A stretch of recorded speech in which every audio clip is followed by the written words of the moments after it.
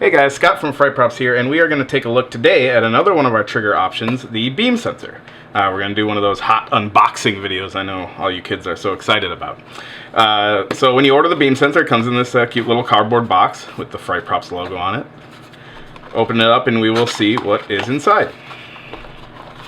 So the first thing you'll see is the actual sensor unit itself. Sensor unit comes with a length of cable, number of wires for hooking it up. On the top you can see there's a port with a little screw in it. That's for adjusting the sensitivity. And the front here is where the laser will come out and where it will be sensed whether or not the laser is returning, which is how this unit triggers. We'll cover that more in a little bit. Next is a reflector unit. This is what you're going to mount opposite of your sensor unit for the beam to bounce back and forth, which is how this trigger operates. There's some mounting hardware for you to attach your sensor unit to the wall, and an instruction sheet showing some of the common connections that you might come across for FrightProps products, as well as general diagrams showing how the whole thing works. And we'll just set that aside.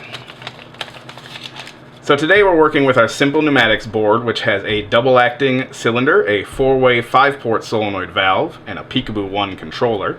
So I can just hit the record button on the Peekaboo 1 here and enter in a sequence for the cylinder. Hit record again to save it. And now anytime we activate the Peekaboo 1, it's going to play back that sequence.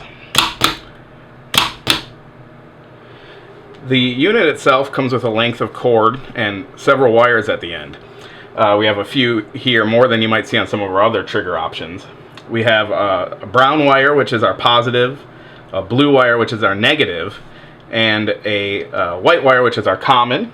And then we actually have two wires, black, which is our normally closed wire, and gray, which is for normally open operation. We're not going to use that today. And then there's also a piece of string, which I guess you can cut off and give to your cat. So let's go ahead and wire this into the Peekaboo and we can get started demoing how this unit works. So to install the unit into the Peekaboo, we're going to take our common wire, which is white, and our negative, which is blue, and those are both going to go into the negative terminal of the trigger input for the Peekaboo.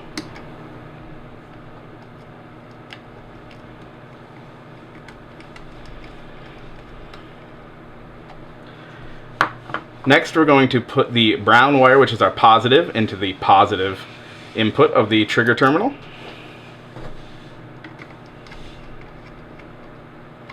And lastly, because we're using this with a standard Peekaboo, we're going to use the normally closed operating wire for the in terminal.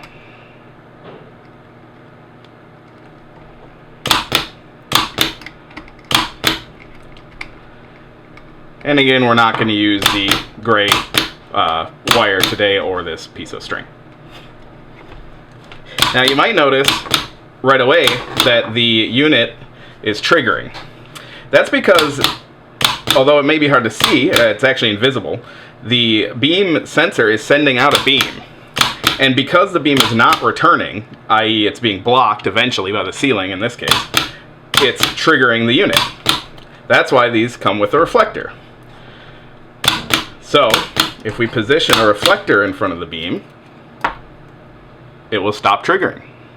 Now anytime that beam is broken, the unit will begin to trigger again. So I can either move the reflector to get it to trigger,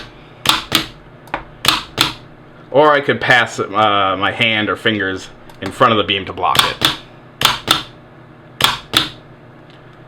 So you can see that one of the big advantages to the beam sensor is how precise of an area you can set for your triggering area.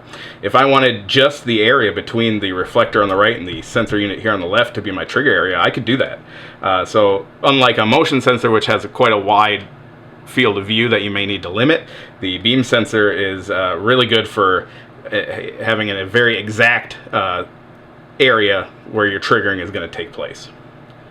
When you set up your beam sensor, you're going to want to mount your reflector opposite of your sensor unit.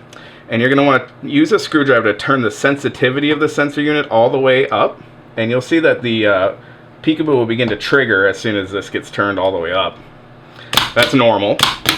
What you want to do next is actually adjust the sensitivity back down until the unit stops triggering. And you can actually feel that happen if you have your hand on the sensor unit. You'll feel the relay open up inside of it, and you'll hear a very faint click. So let's go ahead and dial it down.